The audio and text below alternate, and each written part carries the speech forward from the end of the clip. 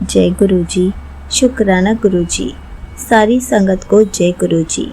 संगत जी, क्या आप भी ऐसे ही भेदभाव करते हैं?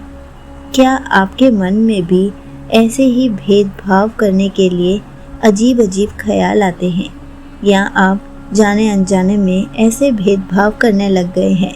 तो चलिए इसी पर एक आंटी जी का सत्संग सुनाती हूँ, जिसमें उन्होंने इस बात को बहुत अच्छे से एक्सप्लेन किया है। ये सत्संग पूरा ज़रूर सुनिएगा, आपको बहुत अच्छे आंसर्स मिलेंगे। तो चलिए आंटी जी का सत्संग सुनाती हूँ। संगत जी, राधिका आंटी हर रविवार गुरु जी के मंदिर जाती थी। वहाँ संगत के साथ एक थाली में प्रसाद खाती थी। सब एक हैं, ये भाव उनके मन में तब तक रहता जब तक वो मंदिर में होती, लेकिन घर लौटते ही वो अपनी नौकरानी सविता से हमेशा दूरी बनाकर रखती। उनके लिए अलग बर्तन, अलग कपड़े धोने का टाइम और कभी मुस्कुरा कर बात भी नहीं करती थी। एक दिन गुरुजी के मंदिर में सत्संग के दौरान किसी ने कहा, अगर प्रसाद बांटते वक्त तुमने मन में भेदभाव किया तो वह प्रसाद नहीं रहा, सिर्फ खाना हो गया। ये बात राधिका आंटी के दिल में जैसे बिजली बनकर गिरी। उनको एकदम से सविता आंटी, अपनी नौकरानी का चेहरा याद आया, जिसने पिछले सप्ताह मंदिर में उसी के पास बैठकर प्रसाद खाया था, लेकिन घर में उसी के लिए कोई सम्मान नहीं था। उस रात राधिका आंटी को सपना आया, जिसमें गुरुजी ने कहा, तो मंदिर में जितना मेरा है, घर में भी उतना ही बन। हर इंसान में मेरा रूप देख। अगले दिन राधिका आंटी ने सविता आंटी से माफ़ी मांगी, उसके साथ बैठकर खाना खाया और पहली बार उसे इंसान नहीं, एक आत्मा की तरह अपनाया। उस दिन राधिका आंटी ने जाना कि असली भक्ति सिर्फ मंदिर की दीवारों में नहीं, बल्कि इंसानियत के व्यवहार में भी बसती है, और वही इंसानियत उन्होंने हर दिन जीने का निश्चय किया। घर में काम करने वाले सभी लोगों से प्रेम से बात करने लगी। उनके बच्चों को भी अपने बच्चों की तरह देखने लगी। धीरे धीरे उनका घर बदलने लगा। घर में पहले जो तनाव और असंतुलन था, वह समाप्त हो गया। शांति का अनुभव होने लगा, और सबसे बड़ी बात यह हुई कि अब हर रविवार मंदिर जाने पर उन्हें पहले से ज़्यादा सच्चा आनंद आने लगा, क्योंकि अब वह केवल थाली में नहीं, बल्कि जीवन के हर कोने में सब एक है की भावना को जीने लगी थी। और तभी गुरुजी ने उनके जीवन में एक नई कृपा बरसाई। उनकी वर्षों से बीमार माँ चमत्कारी रूप से ठीक हो गई। डॉक्टर भी हैरान थे। राधिका आंटी समझ गई कि यह कोई साधारण दवा का असर नहीं, बल्कि गुरुजी की कृपा थी, जो उनके भीतर के बदलाव से प्रसन्न होकर बरसी थी।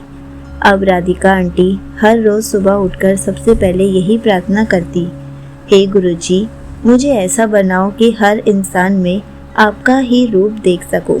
और उस प्रार्थना से उनके जीवन में ऐसा उजाला फैल गया कि अब पड़ोस की औरतें, उनकी सहेलियां भी उनसे प्रेरणा लेने लगी।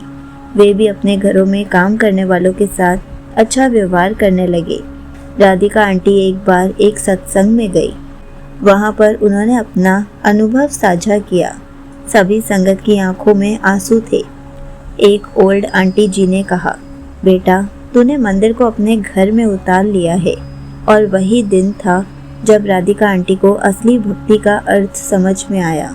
अब भक्ति उनके लिए भजन या पाठ मात्र नहीं रहा, बल्कि हर कर्म, हर संबंध, हर स्पर्श में गुरु जी की उपस्थिति को महसूस करना बन गया। और इसी भाव से वह हर दिन जीती रही। एक दिन उनकी बेटी पाखी ने पूछा, माँ, आप सबसे इतनी विनम्रता से क्यों बात करती हैं?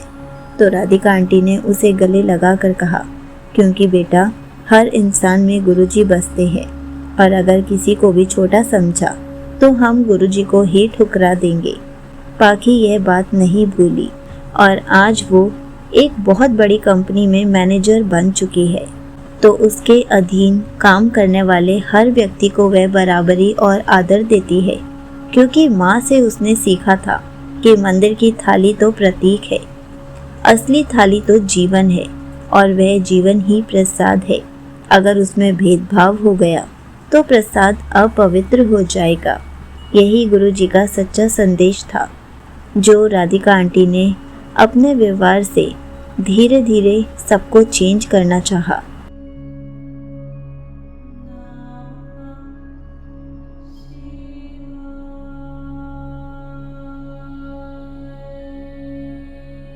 धीरे धीरे राधिका आंटी जिस भी सत्संग में जाती हैं तो ये सत्संग अपना ज़रूर सुनाती हैं, ताकि ज़्यादा से ज़्यादा संगत की सोच बदल सके। एक दिन एक जर्नलिस्ट ने उनके जीवन पर एक लेख लिखा, जिसका शीर्षक था एक थाली ने जो सिखाया। उस लेख को पढ़कर कई लोगों की सोच बदल गई और उस लेख के अंत में एक ही पंक्ति थी, गुरुजी कहते हैं इंसान को नहीं आत्मा को देख। और यही पंक्ति राधिका आंटी की जिंदगी का सार बन गई। अब वह जहाँ भी जाती हैं लोगों को अपने व्यवहार से बदल देती हैं। वह बिना भाषण दिए, बिना उपदेश के गुरुजी का सच्चा संदेश फैलाने लगी है और यही उनकी भक्ति, उनका जीवन और उनकी सेवा बन गया। संगत जी, सच्ची भक्ति केवल मंदिर में प्रसाद बांटने तक सीमित नहीं होती, बल्कि तब पूर्ण होती है जब हम हर इंसान को चाहे, वह किसी भी जाति, वर्ग या आर्थिक स्थिति का हो, आदर, प्रेम और बराबरी से देखे। जब हम जीवन की हर थाली में भेदभाव मिटा देते हैं, तभी हमारा घर भी मंदिर बन जाता है और तब गुरु जी की कृपा खुद बरसने लगती है। यहीं पर आंटी जी का सत्संग समाप्त होता है।